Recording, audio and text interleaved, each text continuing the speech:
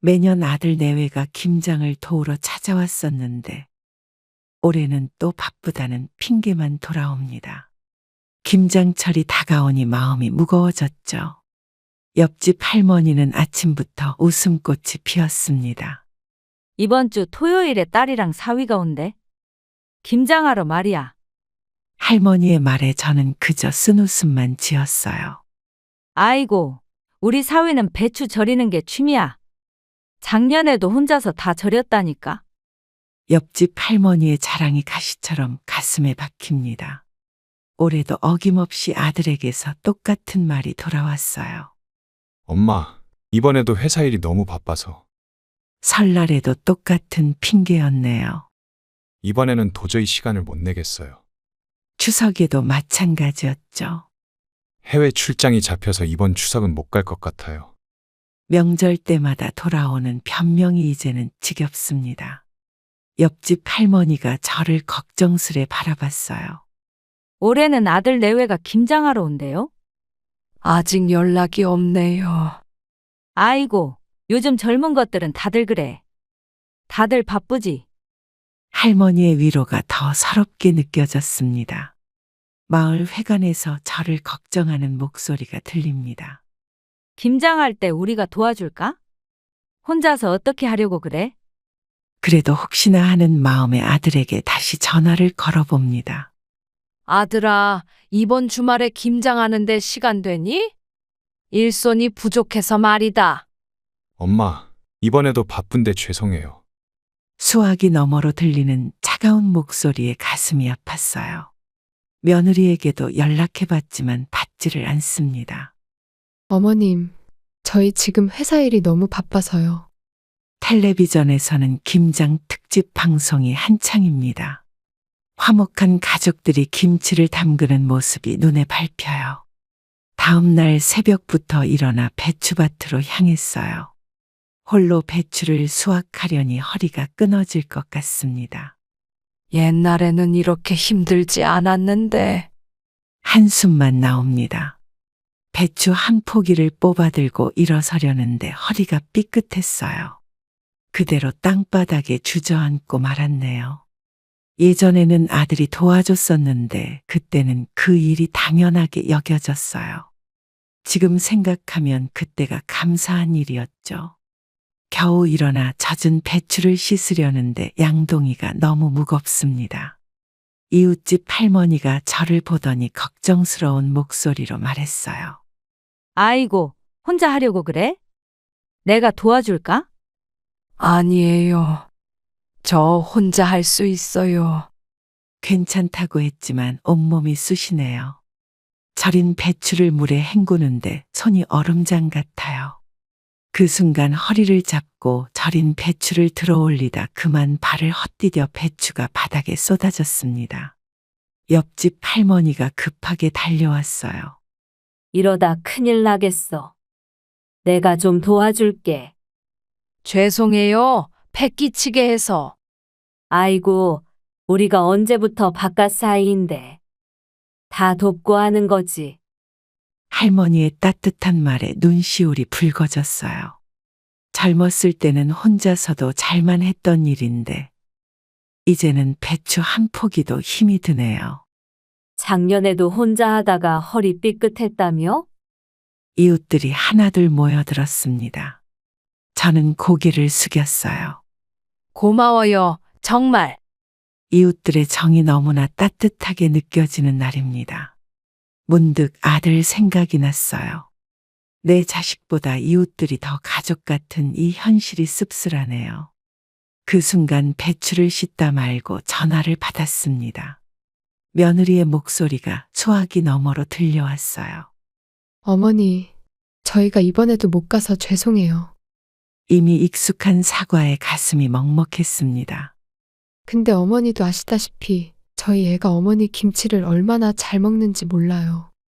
갑자기 손주 얘기를 꺼내는 며느리의 말이 귀에 거슬렸어요. 그래서 말인데요. 김치통을 보낼 테니 저희 것도 조금만 담아주시면 안 될까요? 순간 화가 올랐어요. 손에 들고 있던 배추를 놓을 뻔했습니다. 며느리의 뻔뻔한 부탁에 목구멍까지 올라온 말을 삼켰습니다. 내가 허리 통증으로 고생하는데 김장은 돕지 않고 김치만 달라니요. 지난번에도 그러더니 손주도 이제 학교 다니면서 김치를 제일 좋아한대요. 며느리는 아무렇지도 않게 말을 이었어요. 어머니가 담그시는 김치로 끓이면 국물까지 다 먹는다니까요. 손주 생각에 가슴이 저려왔습니다. 말없이 한숨만 나왔어요. 옆에서 김치를 도와주던 할머니가 걱정스러운 눈빛으로 저를 바라봤죠. 알겠다. 보내면 담아줄게. 결국 화를 참고 말았습니다. 손주 녀석이 할머니 김치를 좋아한다는데 어찌 거절하겠어요. 이웃집 할머니가 제 등을 가만히 두드려 주었네요. 다 자식 농사야. 손주도 할머니가 해준 음식들 다 기억할 거야. 김치 담글 생각에 허리는 더 아파왔지만 손주 생각에 참아야겠다고 다짐했어요. 다음 날 저는 허리가 아파서 병원을 찾았죠. 아이고, 할머니. 당분간은 무거운 걸 들지 마세요. 의사 선생님의 말씀에 고개만 끄덕였습니다. 허리 통증으로 병원을 찾았더니 디스크가 의심된다고 하네요. 특히 김장철인데 절대 무리하면 안 됩니다. 의사 선생님의 말씀이 귓가에 맴돕니다. 혼자 사세요? 가족분들은요? 순간 목이 메었어요. 아들이 있긴 한데 의사 선생님은 제 표정을 보시더니 더 이상 묻지 않으셨습니다. 허리가 많이 좋지 않으시네요. 젊었을 때부터 농사일을 하셨죠. 네, 평생 농사만 지었어요. 이제는 좀 쉬셔야 합니다. 돌아오는 버스 안에서 한숨만 나왔어요. 아들에게 전화라도 해볼까 하다가 그만두었습니다. 어차피 바쁘다고 할 텐데 말이죠. 집에 도착하니 절인 배추가 그대로 있네요. 의사 선생님 말씀대로라면 김장은 하지 말아야 하는데 손주한테 줄 김치는 만들어야 했어요. 허리가 아파도 어쩔 수 없이 해야 할 것 같습니다. 주방 의자에 앉아 파스를 붙이며 생각했습니다. 내가 아프다는 소식을 들으면 찾아올까? 아니, 또 바쁘다고 하겠지. 약봉지를 꺼내보는데 문득 눈물이 흘렀어요. 아프지 말라고 할 사람도 없네. 옆집 할머니가 제 모습을 보고는 놀라 달려왔습니다. 아이고, 병원은 갔다 왔어? 네, 당분간 쉬라고 하네요. 그럼 김장은 어쩌려고? 해야죠. 아들 내 것도 해줘야 하는데. 할머니는 한숨을 쉬며 제 손을 잡아주셨어요. 자식들은 늙은 부모 속도 모르고 어쩜 그렇게 뻔뻔할 수가 있니? 약을 먹고 누웠는데도 허리가 계속 아팠습니다. 아들한테 전화가 올까 싶어 핸드폰만 쳐다봤어요. 문자라도 한 통 오길 바라면서 말이죠. 하지만 오늘도 전화는 오지 않았네요. 일주일 동안 무리해서 김장을 끝냈습니다. 허리는 더 아파졌고 결국 다시 병원을 찾아야 했어요.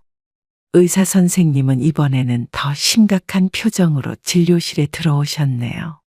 할머니, MRI 결과가 나왔는데 디스크가 상당히 심하시네요. 그래요? 그럼 어떻게 해야 하나요? 일단 2주 정도 입원하셔서 집중 치료를 받으셔야 할 것 같습니다. 순간 머릿속이 하얘졌어요. 입원이라니 혼자 사는 집은 어떻게 하지? 김장은 다 했지만 손주 줄 김치는 아직 보내지도 못했는데. 하지만 지금 허리 상태로는 일상생활조차 힘들었습니다. 꼭 입원해야 하나요? 네, 그렇지 않으면 더 악화될 수 있어요. 누가 돌봐줄 가족은 있으신가요? 또다시 그 질문이 나왔네요. 가족이라. 저는 잠시 망설이다 작은 목소리로 대답했어요. 아들이 있긴 한데 서울에 살아요. 바빠서. 의사 선생님이 안타까운 표정으로 저를 바라봤습니다. 혹시 연락해 볼 수 있을까요? 이런 상황에선 가족의 도움이 필요합니다. 네, 해볼게요. 병원 로비 의자에 앉아 한참을 망설이다 아들에게 전화를 걸었어요. 몇 번의 신호음 끝에 아들이 전화를 받았네요. 여보세요, 엄마? 아들아, 엄마 좀 큰일이 생겼어. 무슨 일이세요? 아들의 목소리가 조금 긴장한 것 같았습니다. 허리가 많이 아파서 병원에 입원해야 한대. 입원이요? 얼마나 심한데요? 디스크가 심하대. 2주 정도 입원해야 한다는구나. 잠시 침묵이 흘렀어요. 아들이 곧바로 달려올 거란 기대는 하지 않았지만 그래도 조금은 희망이 있었죠. 엄마, 저 지금 회사에서 중요한 프로젝트가 있어서. 또 그 말이군요. 가슴이 무너져 내리는 것 같았어요. 그래, 바쁘지? 이해한다. 죄송해요. 주말에 한번 내려갈게요. 아들의 말이 무슨 의미인지 잘 알고 있었습니다. 주말에 오겠다는 말은 지난 몇 년간 수십 번 들었고, 실제로 온 것은 명절 때 잠깐뿐이었으니까요. 알았어. 신경 쓰지 마. 전화를 끊고 나니 눈물이 왈칵 쏟아질 것 같았지만 병원 로비에서 울 수는 없었어요. 간호사가 입원 수속을 도와주러 오셨습니다. 가족분들은요? 없어요. 제가 혼자 할게요. 병실로 들어가는 발걸음이 무거웠습니다. 2인실이었는데 옆 침대에는 할머니 한 분이 계셨어요. 그 할머니 옆에는 딸로 보이는 중년 여성이 정성스럽게 간호하고 있었네요. 어머니, 과일 좀 드세요. 제가 깎아드릴게요. 그 모습을 보니 더 서글퍼졌습니다. 침대에 누워 천장만 바라보는데 병실 문이 열리고 담당 간호사가 들어왔어요. 할머니, 보호자분은 안 계신가요? 네, 없어요. 그럼 필요한 것 있으시면 저희한테 말씀하세요. 간호사가 나간 후 옆 침대 할머니가 저에게 말을 걸었습니다. 혼자 사세요? 네. 자식들은요? 바빠서요. 병원에서 일주일 동안 치료를 받은 후 의사 선생님의 허락으로 퇴원을 했어요. 집으로 돌아와 보니 김치통이 현관 앞에 놓여 있었습니다. 아들이 보낸 빈 김치통이었죠. 아직도 김치 기다리는구나. 현관문을 열고 들어와 김치통을 들여다봤습니다. 쪽지가 붙어 있었어요. 어머니, 몸은 좀 어떠세요? 손주가 할머니 김치 먹고 싶다고 해서요. 보내드리는 김치통입니다. 시간 되실 때 담아서 보내주시면 감사하겠습니다. 입원했다는 소식을 들었으면서도 김치 부탁은 잊지 않는군요. 병원비는 묻지도 않고 도움도 주지 않으면서 말이죠. 한참을 바라보다 결심했습니다. 내가 직접 가져다 주겠어. 그리고 얼마나 바쁜지 직접 얼굴을 보고 얘기해봐야지. 김치를 가지고 서울까지 가려면 몸이 불편하지만 그래도 손주 얼굴이라도 보고 싶었어요. 또한 직접 아들의 상황을 보고 싶은 마음도 있었습니다. 김치를 정성껏 포장하고 여행 가방을 챙겼어요. 다음 날 아침 일찍 버스 터미널로 향했습니다. 허리가 여전히 아팠지만 손주 얼굴을 떠올리니 견딜만 했어요. 아들아, 엄마 서울에 볼 일이 있어서 가는 길에 들를까 하는데. 아, 오늘은 좀 그래요. 또 그 말을 할 것 같아 얼른 말을 이었습니다. 김치도 가져갈게. 현관 비밀번호만 알려줘. 지금 너무 바빠서요. 문자로 보내드릴게요. 서운한 마음을 달래며 버스에 올랐습니다. 짐칸에는 정성으로 담은 김치가 실려 있었어요. 손주가 좋아하는 굴도 넣어서 특별히 담갔죠. 지난번에 손주가 할머니 김치가 최고라고 했다는데. 언제부터 이렇게 멀어졌을까요? 저는 홧김에 무작정 아들 집으로 찾아갔습니다. 아들 얼굴을 보면서 따지고 싶었습니다. 옆자리 승객이 주무시는데 저는 자도 잠이 오질 않았습니다. 서울까지 가는 4시간이 이렇게 길 줄 몰랐어요. 아들한테 문자라도 와 있나? 확인해 보지만 아무 연락도 없었습니다. 한숨만 나왔어요. 그래도 손주 생각하면 마음이 따뜻해졌습니다. 할머니, 이거 진짜 맛있어요. 김치 먹을 때마다 환하게 웃던 손주 얼굴이 떠올랐어요. 지난번 명절에 잠깐 봤을 때는 많이 컸더군요. 할머니, 다음에 또 와요. 그때 손주가 했던 말이 아직도 귓가에 맴돕니다. 창밖으로 보이는 도시 풍경이 점점 낯설어졌어요. 김치 든 봉투를 무릎에 올려놓고 허리를 꾹꾹 눌러봤습니다. 허리가 아프지만 손주 생각에 절로 미소가 지어졌어요. 혼잣말을 하다가 코끝이 찡해졌지만 손주 얼굴 보면 이 허리 통증도 씻은 듯이 나을 것 같았습니다. 서울이 가까워질수록 가슴이 더 먹먹해졌어요. 아들, 며느리 얼굴 보면 서운한 마음이 들겠지만 그래도 손주만 생각하면 모든 게 다 용서가 되는 것 같았습니다. 마침내 문자가 왔습니다. 아들이 보내준 비밀번호였어요. 그런데 문자를 보고 가슴이 철렁했습니다. 비밀번호를 확인하고 이어서 또 문자가 왔습니다. 내용을 보니 더 서글퍼졌어요. 저희 지금 출장 중이라 집에 없어요. 김치만 넣고 가셔도 됩니다. 혹시 피곤하시면 좀 쉬다 가셔도 되고요. 허락을 받은 것 같아 더 서글퍼졌네요. 아들 집 아파트에 도착해서 현관 비밀번호를 눌렀는데 문이 열리지 않았어요. 이상하네. 비밀번호를 다시 확인하고 여러 번 눌러봤지만 소용이 없었습니다. 다시 아들에게 전화를 걸었지만 받지 않았어요. 아들아, 비밀번호가 맞지 않아. 다시 확인해 줄래? 메시지를 남겼지만 답장이 없었습니다. 차가운 현관문 앞에서 한참을 서 있었어요. 무거운 김치 보따리를 내려놓고 다시 전화를 걸어봤지만 계속 받지 않았네요. 왜 전화를 안 받니? 한숨만 나왔습니다. 허리는 점점 더 아파오고 무릎도 시큰거렸어요. 아파트 입구 벤치에 앉아 1시간을 넘게 기다렸습니다. 지나가는 사람들의 시선이 날카롭게 느껴졌어요. 어떤 사람들은 수근거리는 것 같기도 했고 고개를 숙였습니다. 해는 저물어 가는데 아들은 여전히 연락이 없었어요. 이제는 쉴 곳을 찾아야 할 것 같았습니다. 근처 모텔을 찾아 들어갔어요. 하루 묵을 건데요. 떨리는 목소리로 말씀드렸습니다. 이런 곳은 처음이라 어색하기만 했어요. 혼자 오셨어요? 데스크에 있던 직원이 물었습니다. 네, 혼자예요. 방은 몇 호로 드릴까요?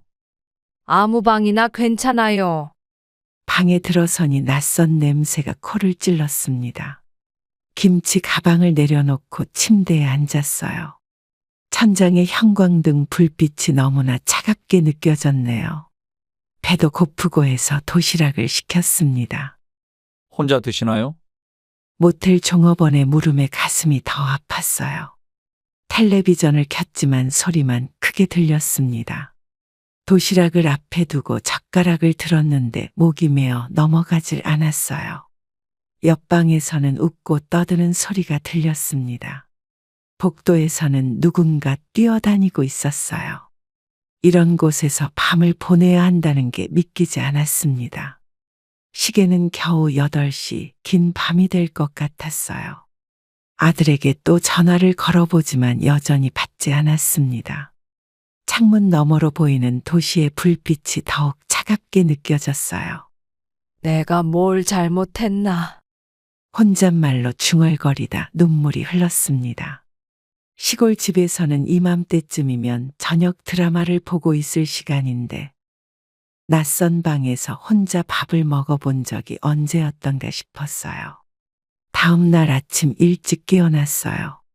또다시 아들에게 전화를 걸었습니다. 긴 신호음 끝에 드디어 아들이 전화를 받았네요. 여보세요? 잠이 덜 깬 듯한 목소리였습니다. 순간 눈앞이 캄캄해졌어요.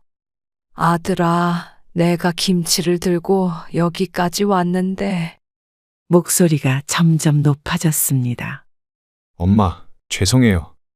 지금 지금 뭐? 너 지금 회사야? 또 바쁜 일이 있니? 그게 저희가 지금 제주도에 순간 말을 멈추는 아들. 저는 그 자리에 굳어버렸어요. 제주도? 아니, 일 때문에 못 온다더니 제주도는 웬 거니? 떨리는 제 목소리에 아들도 말을 잊은 것 같았습니다. 엄마, 사실 저희가 가족 여행을 피가 거꾸로 솟는 것 같았어요. 가족여행? 죄송해요, 거짓말해서. 그래서 여행에 정신 빠지느라 문자도 못 본 거구나. 아들은 말을 잇지 못했습니다. 날 속이게 하려고 일부러 그랬니? 엄마, 그게 아니라 비밀번호를 잘못된 걸 알려주면 어떻게 하니? 죄송해요. 나는 가족이 아니었구나. 전화기를 든 손이 떨려왔습니다. 엄마, 끊어. 더 이상 듣기 싫다. 그 순간 모든 것이 무너지는 것 같았어요. 평생을 바쳐 키운 아들이 이제는 저를 가족으로 생각하지 않는구나 싶었죠. 모텔 방에 홀로 앉아 그렇게 저는 마지막 희망마저 무너지는 걸 지켜봐야 했습니다. 창밖으로 아침 햇살이 쏟아져 들어왔지만 제 마음속은 한겨울보다 더 춥기만 했어요. 가져온 김치가 담긴 보따리가 구석에서 쓸쓸히 놓여 있었습니다. 아들 내외는 지금쯤 제주도 바다를 보며 웃고 있겠죠. 손주도 신나게 뛰어다니고 있겠고요. 그 자리에 저는 없고 저는 모텔 침대에 주저앉아 한참을 울었습니다. 이제는 돌아가야겠어. 더 이상 기다릴 것도 바랄 것도 없으니까. 무거운 김치 보따리를 다시 들었어요. 어제보다 더 무거워진 것 같았습니다. 아니, 제 마음이 무거워서 그런 것 같아요. 할머니, 짐이 많으시네요. 택시 기사님의 말씀에 고개만 끄덕였어요. 말을 하면 목이 메어 올 것 같았거든요. 창밖으로 스쳐 지나가는 도시의 풍경이 흐릿하게만 보였습니다. 터미널에 도착해서 버스표를 끊는데 손이 떨려왔어요. 시골까지 가시나요? 매표소 직원의 걱정스러운 목소리가 들렸습니다. 네. 짧게 대답하고 고개를 숙였어요. 대합실 의자에 앉아 기다리는데 자꾸 아들이 한 말이 생각났습니다. 저희가 가족 여행을. 그 말이 계속 귓가에 맴돌았어요. 가족 여행이라. 저는 가족이 아니었나 봅니다. 버스에 오르니 발걸음이 무거웠습니다. 어제는 설렘으로 가득했던 이 자리인데 이제는 모든 기대가 사라졌어요. 창가에 기대니 눈물이 또 흘렀네요. 옆자리 승객이 힐끔거리는 게 느껴졌지만 이제는 신경도 쓰이지 않았습니다. 어제 담은 김치가 버스 아래 짐칸에 실려 있어요. 손주 생각해서 굴도 넣고 정성껏 담았었는데 이제는 어떻게 해야 할지 막막했죠. 이걸 쓰레기통에 버려야 하나. 창밖으로 스쳐가는 풍경을 바라보며 한숨만 나왔습니다. 가족 여행. 명절에도 바쁘다던 아들, 김장한다고 해도 시간 없다던 며느리가 알고 보니 즐거운 여행을 다녀오고 있었네요. 버스가 출발하고 서울이 점점 멀어져 갑니다. 눈물이 하염없이 흘러내렸어요.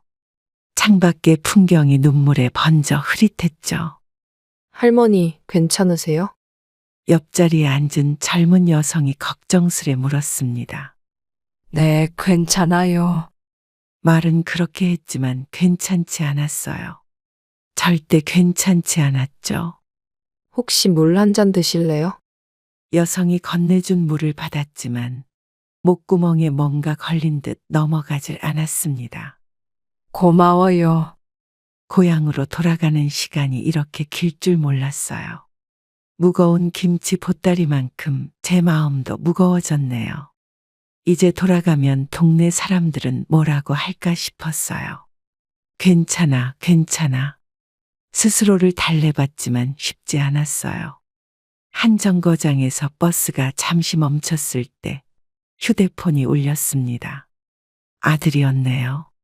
엄마, 정말 죄송해요. 지금 어디 계세요? 아들의 목소리가 미안해하는 것 같았지만 이미 상처는 너무 컸어요.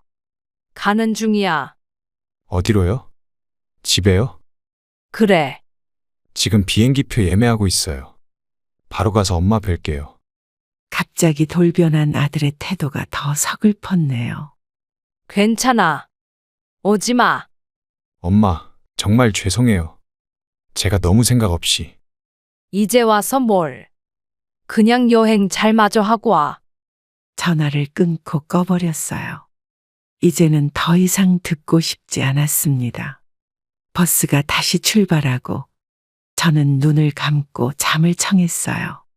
잠이 들면 이 아픔도 잠시 잊을 수 있을 것 같았거든요.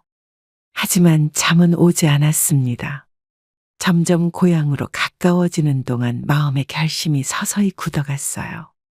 이제는 달라져야겠다는 생각이 들었네요. 더 이상은 안 돼.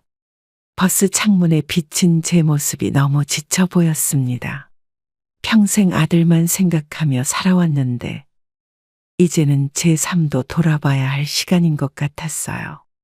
시골집 마루에 홀로 앉아 하염없이 생각에 잠겼습니다. 서랍 속에서 꺼낸 등기부등본을 한참 바라보고 있었어요. 평생 농사 지으며 모은 땅인데 한숨이 절로 나왔네요. 그동안은 당연히 아들에게 물려줄 거라 생각했는데 이제는 그 마음이 싹 사라졌습니다. 마당에 놓인 김장독을 바라보며 쓴웃음이 났어요. 내가 왜 죽을 때까지 자식 눈치만 보며 살아야 하나. 마루 끝에 걸린 달력을 바라보았습니다. 매년 이맘때면 김장하러 온다던 아들. 이제는 가족 여행이 더 중요해진 아들. 마당 귀퉁이에 심어둔 배추들이 바람에 흔들렸어요. 내년엔 배추 농사도 접을까? 허리도 아프고 이제는 혼자 하기가 너무 벅차.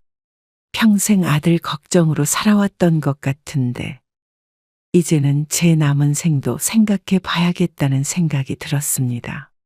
문득 서랍 속 등기부등본이 생각났어요. 아들 앞으로 써주려 했던 땅 문서. 그동안 당연히 물려줄 거라 생각했던 산과 논들. 이제는 다른 결정을 해야 할 것 같습니다. 이제 그만? 아니야. 단단히 마음을 먹었어요. 옆집 할머니 말씀이 생각났네요. 자식 잘 되라고 평생 움켜쥐고 있다가 나중에 후회하지 마. 이장님이 마당으로 들어오셨습니다. 김장은 다 하셨어요. 네, 겨우 끝냈어요. 아드님은 안 오셨나 봐요. 이장님의 질문에 고개만 끄덕였습니다. 더 이상 변명하고 싶지 않았어요.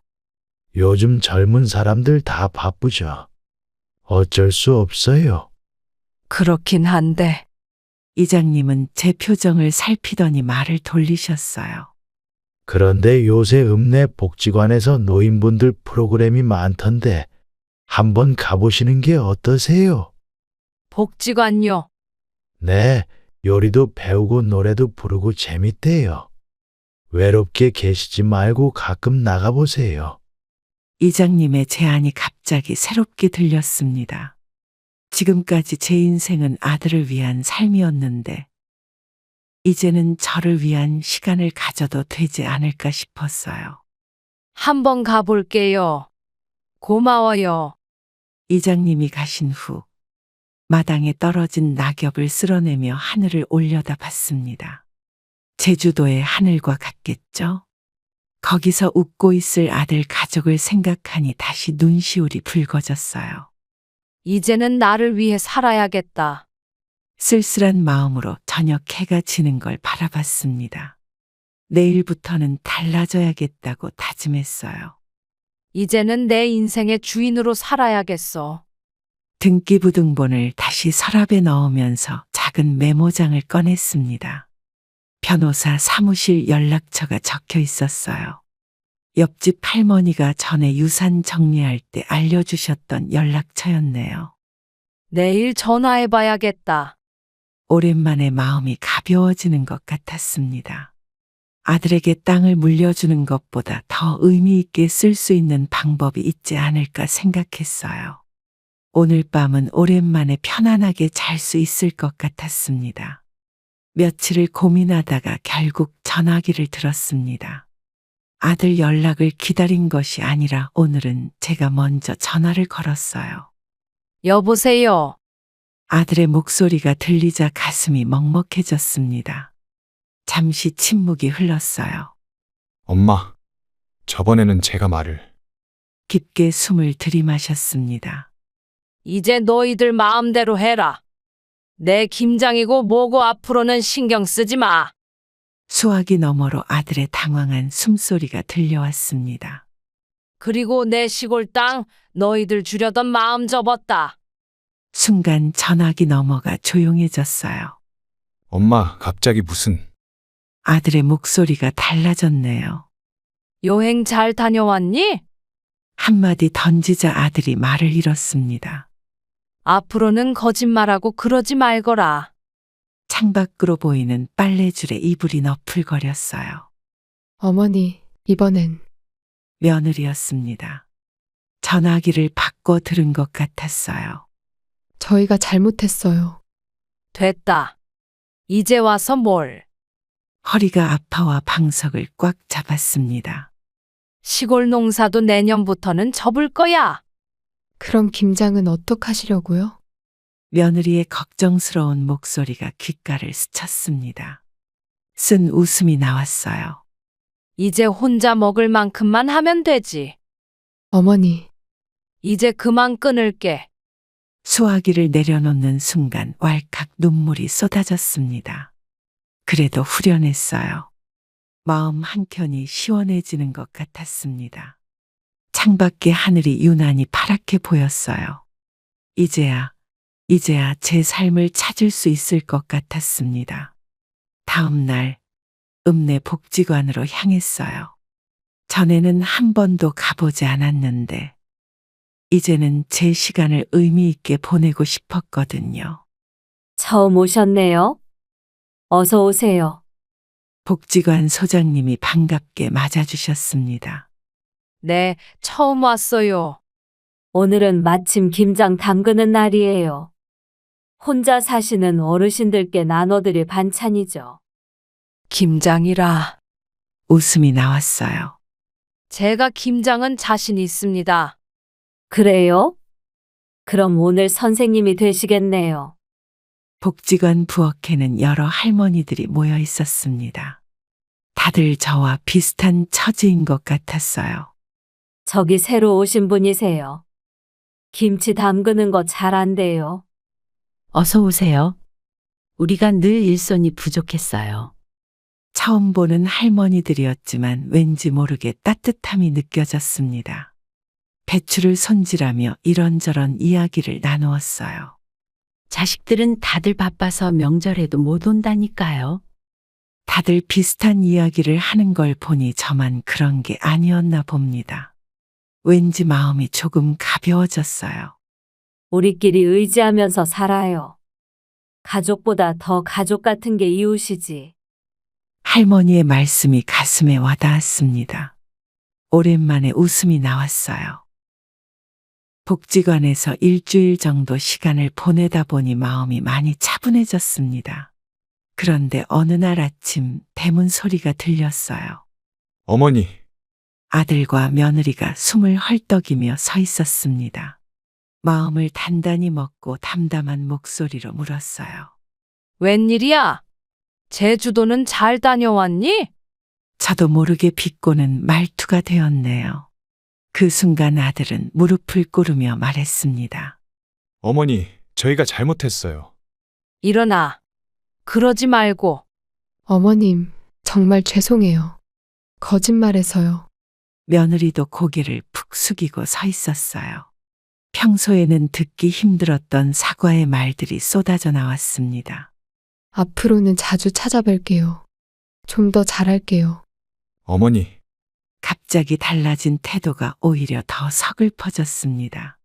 날카로운 제 목소리가 나왔어요. 땅 얘기 듣고 이러는 거니? 두 사람이 움찔했습니다. 아니에요. 어머니, 진심으로요. 어머니 마음이 많이 상하셨던 거 이제 알았어요. 아들이 조심스레 말을 이었어요. 제가 이제부터는 말끝을 흐리는 아들을 보니 마음 한켠이 저려왔습니다. 그래도 이번엔 쉽게 마음이 풀리지 않았어요. 들어가 봐. 피곤할 텐데. 차가운 목소리로 말했습니다.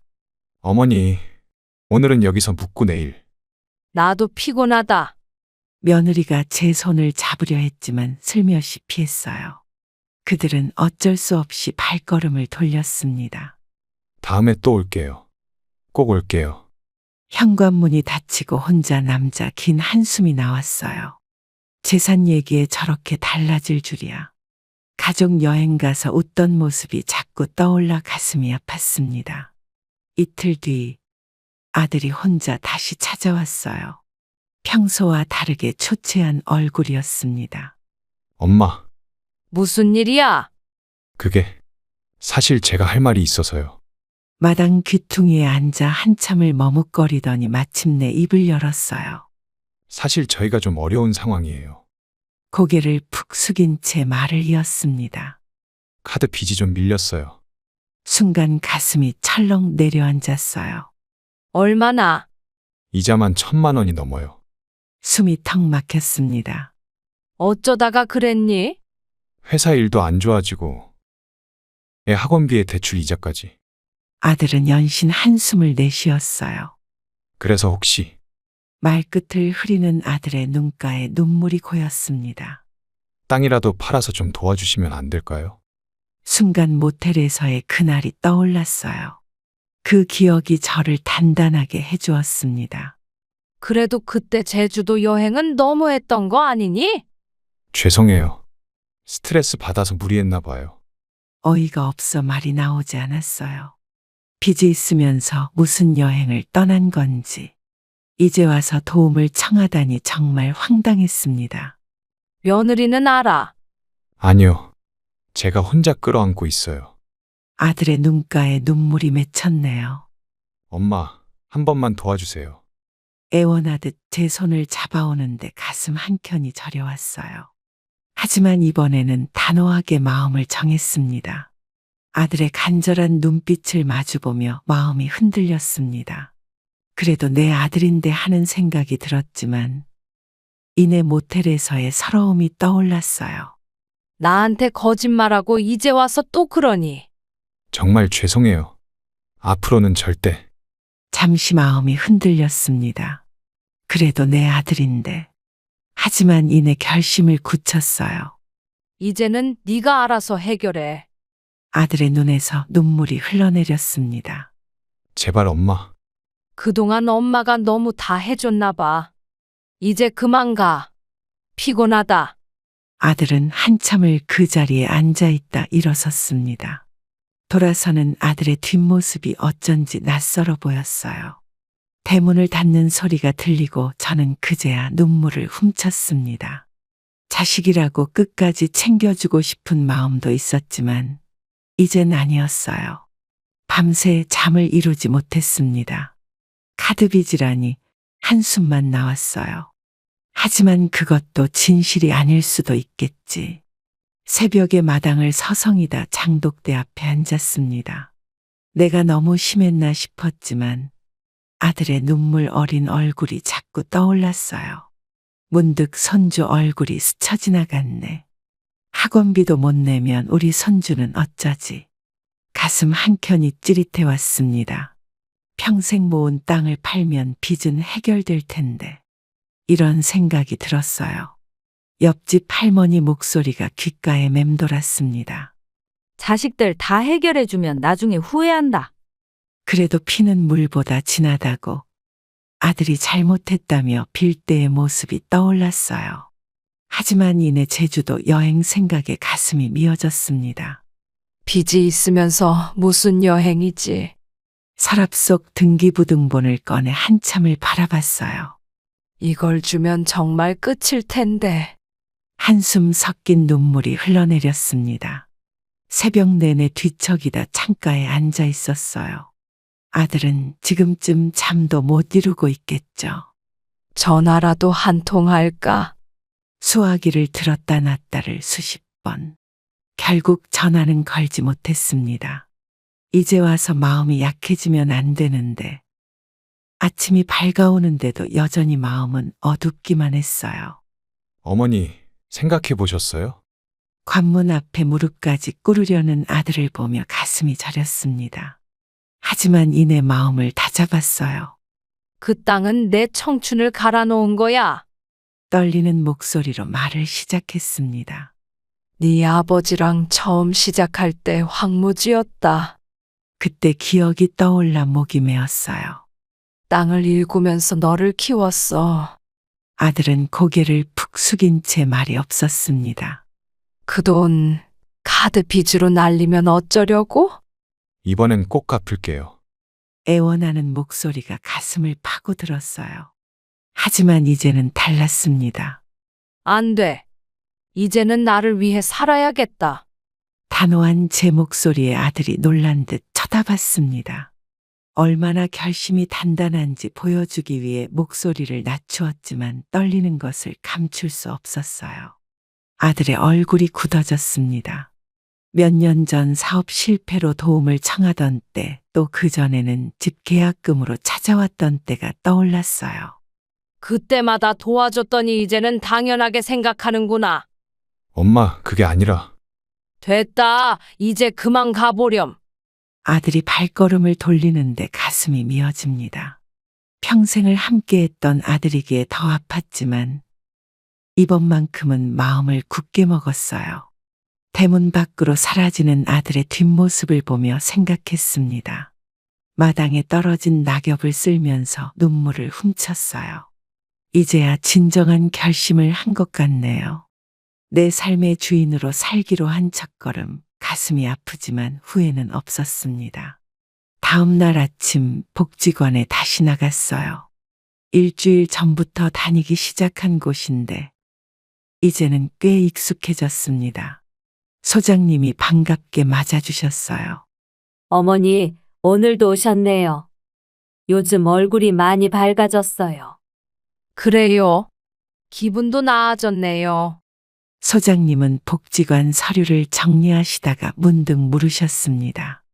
그런데 어머니, 혹시 하실 말씀 있으세요? 아까부터 뭔가 고민이 있어 보이는데.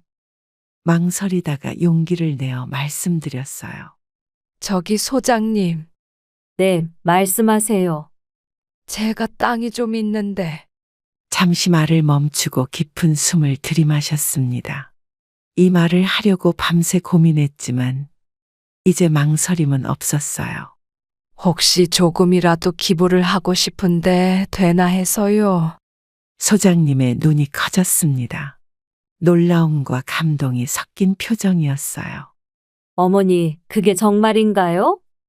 네. 어차피 제가 평생 써도 다 못 쓸 땅인데.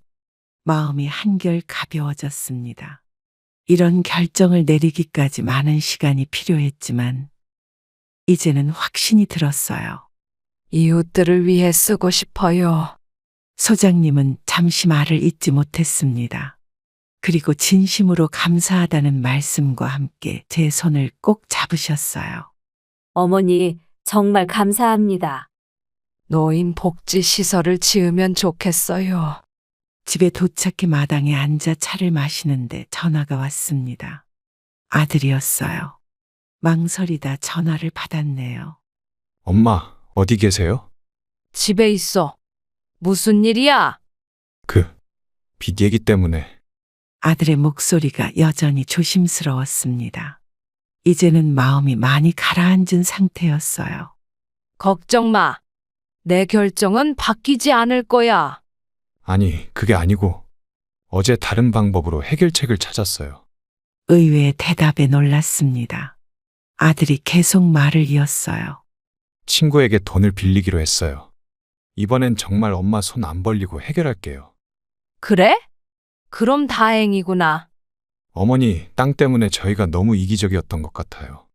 아들의 진심 어린 목소리에 마음이 조금 누그러졌습니다.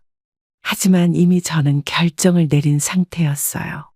아들아, 난 이미 내 땅에 대한 결정을 내렸어. 네? 무슨? 복지관에 기부하기로 했단다. 전화기 너머로 침묵이 흘렀습니다. 아들이 놀란 것 같았어요. 그래도 이제는 제 선택에 흔들림이 없었습니다. 그건 어머니 마음이니 존중할게요. 의외로 순순히 받아들이는 아들의 태도에 의아했어요.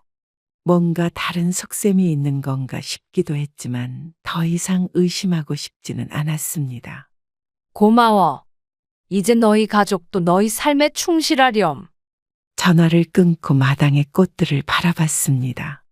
봄이 오면서 피어난 꽃들처럼 저희 마음도 새롭게 피어나는 것 같았어요. 깊은 밤 대문을 두드리는 소리가 들렸습니다. 불안한 예감이 가슴을 덜컥 내려앉게 했어요. 시계를 보니 새벽 1시가 넘었네요. 이 시간에 누구지 싶었지만 익숙한 목소리가 들려왔습니다. 어머니, 문 좀 열어보세요. 아들의 거친 목소리에 가슴이 철렁했어요. 평소와 다른 톤이었습니다. 조심스레 창문을 열어 내다봤더니 술에 취한 아들이 대문 앞에 서 있었어요. 엄마, 왜 그러는 거야? 땅을 왜 기부를 하냐고요? 약간 술에 취한 목소리였습니다. 바깥을 다시 살펴보니 아들 혼자였어요. 창문을 닫고 불을 끈 채 조용히 있었습니다. 하지만 아들은 계속 소리를 질렀어요. 저희는 어떡하라고? 우리 앞날은 생각 안 하시는 거예요? 대문을 흔드는 소리가 점점 거세졌네요. 옆집에 불이 하나둘 켜지기 시작했습니다. 이 밤중에 동네가 시끄러워지는 것 같아 마음이 조급해졌어요. 이제 그만 가거라. 싫어요. 오늘은 확실한 답을 듣고 갈 거예요. 대문을 발로 차는 소리가 들렸어요. 순간 이웃들이 하나둘 모여들기 시작했습니다. 부끄러움에 얼굴이 화끈거렸어요. 이 시간에 이게 무슨 소란이야? 이럴 수가 있나? 동네 이장님이 앞으로 나서셨습니다. 이장님 목소리가 단호하게 들렸어요. 이제 그만 돌아가. 어머니 놀라시겠어. 아들의 목소리가 더욱 거세지자 저도 대문 앞으로 나갔습니다. 아들은 술에 취해 얼굴이 벌겋게 달아올라 있었어요. 엄마, 재산 다 써버리면 우리는 어쩌라고? 그때 순찰 중이던 파출소 순경들이 달려왔습니다. 동네 주민이 신고한 모양이었어요. 무슨 일이십니까? 이 밤중에 소란을 피우시면 안 됩니다. 마침내 아들이 순경들에게 붙들려 밖으로 나갔습니다. 아들은 끝까지 소리를 질렀어요. 엄마, 우리 재산인데 왜 이러시는 거예요? 멀어져가는 아들의 외침이 가슴을 파고들었습니다. 이웃들이 저를 걱정스레 바라봤어요. 괜찮으세요? 많이 놀라셨죠? 그제야 눈물이 왈칵 쏟아졌습니다. 이웃들 앞에서 울지 않으려고 참았지만 더 이상 감정을 억누를 수 없었어요. 이제 정말 끝인가 봐요. 한숨 섞인 눈물을 닦아내는데 이웃들이 따뜻하게 감싸 안아 주셨습니다. 평생 모은 재산을 아들에게 물려주지 않는다는 결정이 쉽지 않았지만 이제는 더 확고해졌어요. 아침 일찍 동네 이장님이 찾아오셨습니다. 어젯밤 일로 많이 걱정하신 눈치였어요. 변호사 한 분을 제가 알고 있는데 한번 상담해 보시는 게 어떨까요? 어젯밤 일을 생각하니 가슴이 아팠지만 이제는 더욱 단단한 결심이 섰습니다. 이제는 그래야 할 것 같네요. 떨리는 손으로 전화를 잡았어요. 이장님이 알려주신 번호로 전화를 걸었습니다. 안녕하세요. 재산 기부 관련해서 상담을 좀. 변호사님은 친절하게 설명해 주셨어요. 법적으로 문제없이 진행할 수 있다는 말씀에 마음이 한결 편해졌습니다. 어머님, 합법적으로 진행하실 수 있도록 도와드리겠습니다. 든든한 마음이 들었어요. 이제는 아들의 방해에도 흔들리지 않을 것 같았습니다. 변호사와 약속한 날이 밝았습니다. 아침 일찍 준비를 마치고 읍내로 나갔어요. 마음이 조금 긴장됐지만 결심은 확고했습니다. 옆집 할머니가 마당에서 빨래를 널다가 저를 발견하셨어요. 어디 가세요? 오늘 차림이 정갈하시네. 변호사 만나러 가요. 재산 기부 관련해서. 할머니는 잠시 말을 멈추셨다가 고개를 끄덕이셨어요. 현명한 결정이십니다. 아드님은 어떻게 됐어요? 파출소에서 훈방 조치로 풀려났대요. 더 이상 연락은 없었어요. 할머니는 제 어깨를 토닥이셨습니다. 그 손길에서 따뜻한 위로가 느껴졌어요. 흔들리지 마세요. 당신의 인생이니까요. 버스를 타고 읍내로 가는 길. 창밖 풍경이 어제와는 다르게 보였습니다. 더 선명하고 생동감이 넘쳤어요. 마음의 짐을 내려놓으니 세상이 달라 보이는 것 같았네요. 변호사 사무실에 도착해 종이 여러 장에 서명했습니다. 변호사는 모든 과정을 친절하게 설명해 주었어요. 어머님, 이렇게 하시면 법적으로 문제 없습니다. 자녀가 이의를 제기해도 어머님의 의사가 명확하니 걱정 마세요. 혹시 아들이 또 방해하려고 하면 어떻게 되나요? 변호사는 진지한 표정으로 대답했습니다. 그런 경우에는 접근금지 명령도 고려해 볼 수 있습니다. 어머님의 의사 결정권은 법으로 보호받아요. 안심이 되었습니다. 마지막 서류에 서명하며 깊은 숨을 들이마셨어요. 이제 정말 돌이킬 수 없는 결정을 내린 거죠. 사무실을 나오는데 며느리에게서 전화가 왔습니다. 망설이다 받았어요. 어머니, 제발 재고해 주세요. 애원하는 목소리였지만 이제는 마음이 흔들리지 않았습니다. 오히려 단단해진 느낌이었어요. 이제 그만하자. 어제 아들이 와서 내 가슴에 못을 박았다. 그래도 어머님, 내 인생의 주인은 나야. 이제는 알겠니? 단호한 목소리에 며느리도 할 말을 잃은 것 같았습니다. 전화를 끊고 하늘을 올려다봤어요. 구름 한 점 없이 맑았네요. 변호사 사무실에서 서류를 작성하는데 마음이 담담했습니다. 평생 모은 재산이지만 이제는 더 의미 있게 쓰이게 될 거라는 생각에 오히려 뿌듯했어요. 이렇게 하시면 법적으로 문제 없습니다. 평생 모은 재산을 기부하는 서류에 도장을 찍었습니다. 이제는 정말 돌이킬 수 없는 결정이 완료됐어요. 집으로 돌아오는 길, 하늘이 유난히 맑았습니다. 아들의 원망 섞인 목소리가 귓가에 맴돌지만 이제는 제 선택에 후회가 없었어요. 마을 회관에 들러 이장님께 인사를 드렸습니다. 그분도 제 결정을 듣고 놀라워하셨어요. 이제 제 마음이 편해졌어요. 눈시울이 붉어졌지만 이번엔 후련한 눈물이었습니다. 더 이상 누구의 눈치도 보지 않아도 된다는 해방감이 느껴졌어요. 잘하셨어요. 이제는 어머니 행복을 찾으셔야죠. 따뜻한 위로에 고개를 끄덕였습니다. 평생 남을 위해 살아왔는데 이제는 제 자신을 위한 시간이 필요했어요. 그것이 이기적인 것이 아니라 당연한 권리라는 걸 이제야 깨달았습니다. 변호사 사무실에서 법적 절차를 마무리한 다음 날 복지관으로 향했습니다. 오늘은 특별한 날이었어요. 소장님과 함께 제가 기부한 땅을 살펴보기로 한 날이었습니다. 낯익은 땅을 바라보니 감회가 새로웠어요. 평생 일구어온 이 땅이 이제는 새로운 목적으로 사용될 거라는 생각에 가슴이 뭉클했습니다. 처음으로 저 자신을 위한 도전을 받아들이는 기분이었습니다. 집으로 돌아오는 길, 발걸음이 가벼웠어요. 예전에는 아들 생각, 며느리 생각에 항상 마음이 무거웠는데 이제는 달랐습니다. 복지관에서 김치 담그기를 마치고 집으로 돌아오는 길에 현관 앞에서 낯익은 모습을 발견했습니다. 6개월 만에 찾아온 아들이었어요.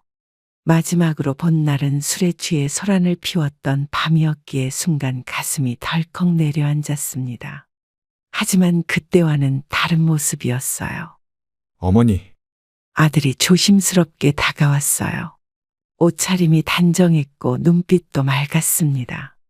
아들아, 웬일이니? 이야기 좀 나눌 수 있을까요? 집 안으로 들어와 마주 앉았습니다. 아들은 잠시 무릎을 보며 침묵하다 고개를 들었어요. 먼저 사과드리고 싶어요. 제가 너무 이기적이었습니다. 예상치 못한 말에 놀랐어요. 이런 아들의 모습은 처음이었습니다. 그동안 생각을 많이 했어요. 어머니가 평생 저를 위해 사셨는데 저는 그걸 당연하게만 여겼어요. 아들의 진심 어린 목소리에 마음이 조금 열렸습니다. 하지만 아직 경계심은 남아 있었어요. 그래서 무슨 이야기를 하러 온 거니? 땅 이야기는 아닙니다. 그건 이제 어머니 뜻대로 하세요. 아들의 표정이 진지했어요. 예전의 거만함은 찾아볼 수 없었습니다. 카드 빚은 어떻게 됐니? 친구에게 돈을 빌려 갚았어요. 이제 조금씩 갚아나가고 있습니다. 아들이 조용히 말을 이었어요. 저 회사도 그만두고 새로운 일을 시작했어요. 작지만 안정적인 가게를 차렸습니다. 그래? 어떤 가게인데? 문구점이에요. 예전부터 꿈꿔왔던 일이었거든요. 처음 듣는 이야기였습니다. 아들이 문구점을 꿈꿨다는 사실을 몰랐어요. 평생을 함께 살았는데도 서로에 대해 모르는 것이 많았다는 생각이 들었습니다. 아버지가 돌아가신 후 저는 성공해야 한다는 부담감에 사로잡혀 살았어요. 그런데 이제야 깨달았습니다. 행복이 뭔지. 아들의 눈가가 붉어졌어요. 제 마음도 조금씩 따뜻해졌습니다. 어머니, 저희 가족이 복지관 봉사 일손으로 등록했어요. 매주 토요일에 가족이 함께 봉사할 거예요. 정말이니? 네, 손주도 할머니를 만나고 싶어 해요. 복지관에서 만나뵐 수 있을까요? 가족이란 이름으로 받은 상처보다 이웃들의 따뜻한 정이 더 위로가 되었습니다. 여러분도 자신을 억누르지 마세요. 가까운 사람이라는 이유로 스스로를 희생하지 않으셨으면 좋겠습니다. 설령 그들이 가족이라 해도 여러분의 행복을 빼앗을 권리는 없습니다. 이제는 제가 자신 있게 말씀드립니다. 당신의 인생은 당신의 것입니다. 여러분 모두의 앞날에 따뜻한 햇살이 가득하시기를 바랍니다. 그럼 오늘도 행복한 하루 되시길 기원하겠습니다. 감사합니다.